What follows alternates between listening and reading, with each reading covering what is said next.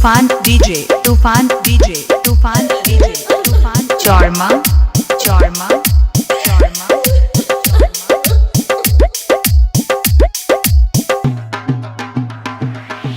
घरवा के लोगवा हकई मेरा दैया खिची खिची बैठाबो है बीचे रे मड़ैया।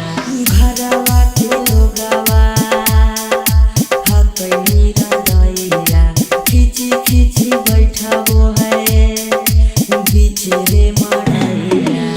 घर परिवार सब हकई दुश्मन मारे बुझे नहीं पड़े मामा के मोह लागे। हम एने कानो हिए ओने मोर पगली सब में है खुशी के मोह लागे।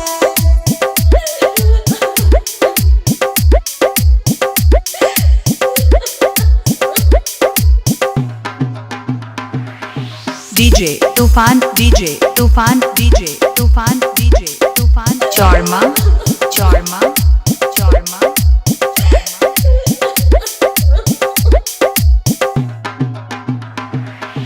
लागो है कि देवी अपना प्राणना जाना के चुनरिया के बनाइए कफना।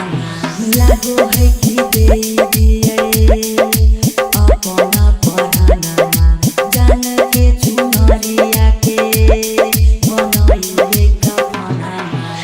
तोरा पीयूष के जिंदगी तोरा के बिना हो जाई तो जान नमा दो लागे।